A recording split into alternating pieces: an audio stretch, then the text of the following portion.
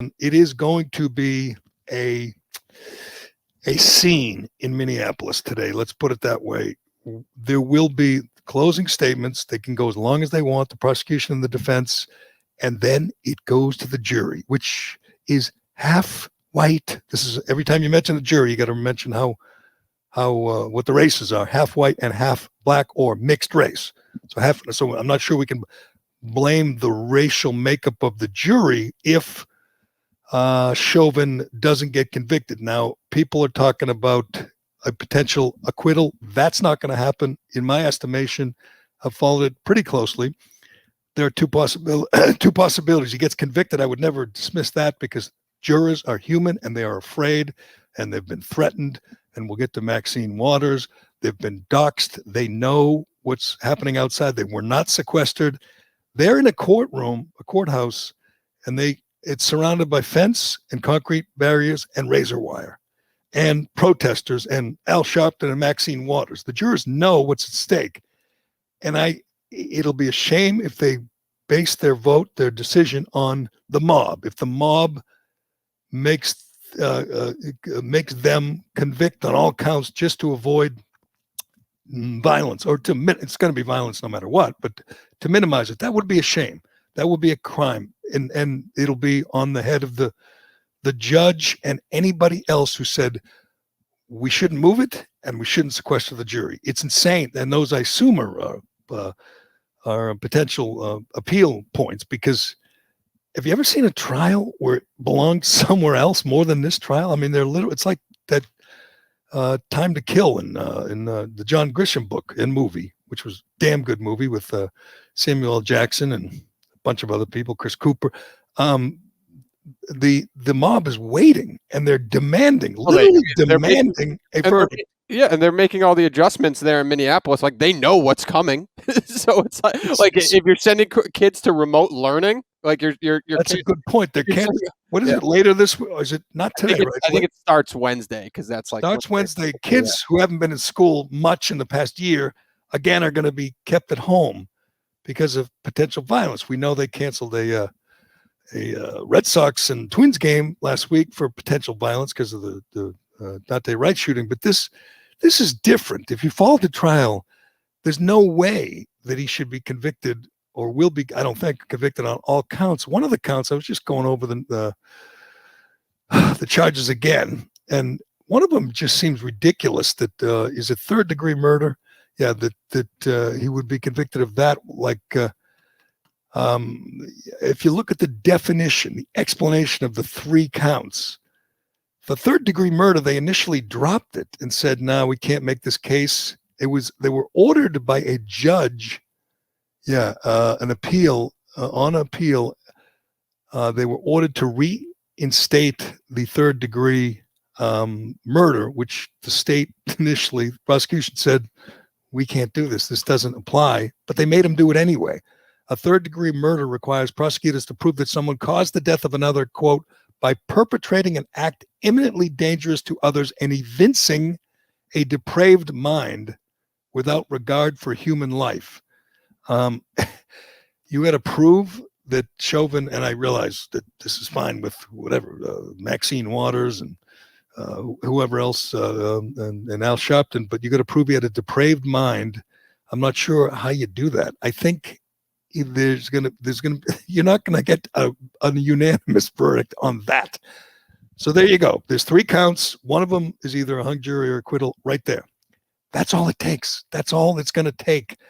There is a sitting congressperson outside 2 nights ago, outside of the courthouse in Minnesota. She's from California. She doesn't live in her district. She lives in a $6 million mansion nearby. But Maxine Waters, probably the craziest member of Congress, was there demanding a guilty verdict and saying that we need confrontations, essentially calling for violence. Now, I seem to recall not that long ago, a president of the United States was impeached because he allegedly called for violence. Of course, he did no such thing. He said, go peacefully and patriotically protest down at the Capitol. They didn't listen. They got a little violent, but and that led to the impeachment. And by the way, the banning of the president from all social media platforms.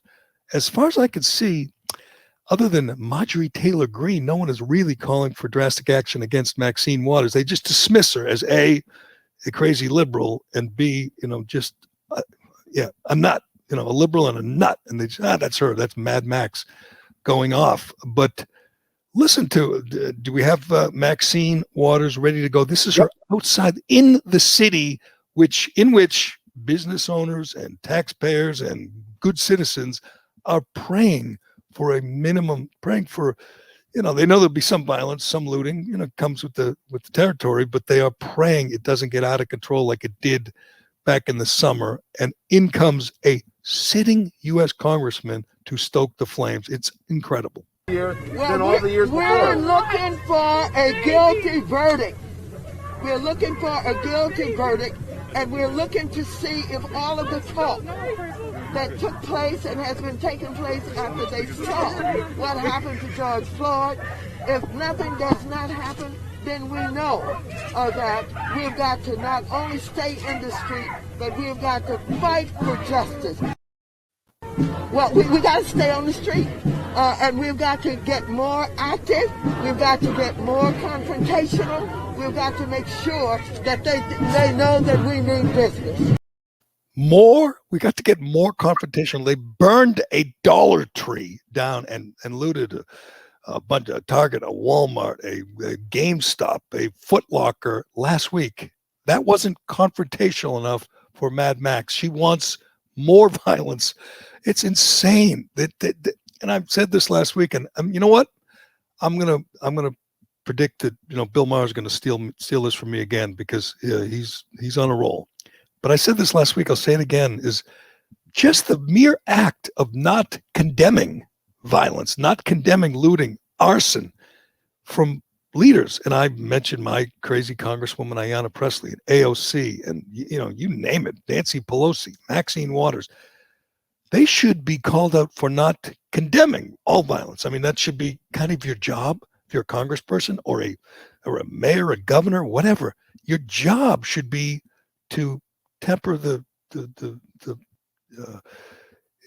violence, just calm things down. You should be saying, this is not how we resolve differences in this country.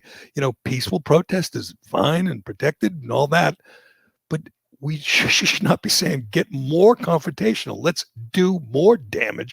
Or in the case of Ayanna Pressley, saying we need more unrest. We need more. I just can't imagine being in that town. And we should check in with our Minneapolis correspondent. We've got a guy there who's... I think he's in the comments. Let me know if you're the one in the comments.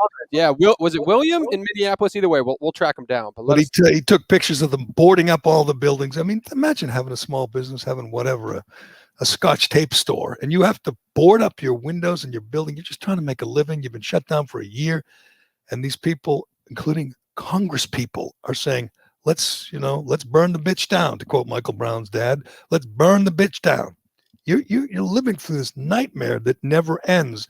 And you're hoping, they convict Chauvin just because it'll limit the damage. But I got news for you. It ain't going to happen. Not on all counts. They're never, if they convicted him today in 10 minutes, deliberated for 10 minutes, guilty on all counts, do we really think everyone will just say, well, we got what we wanted, we're going home now? They'll find another reason. They'll go back to whatever, the Dante Wright shooting. They'll go back to whatever, the Georgia voting laws. They'll come up with something, because everybody wants at this point to be part of it, the action, and there's no price to pay. Unless you're of a red hat and you were outside the Capitol taking selfies, you're not going to jail. And if you do go to jail, Kamala Harris will be there to bail you out. It is amazing double standard, but we'll see what happens. Again, they're going to do it this morning, two sides.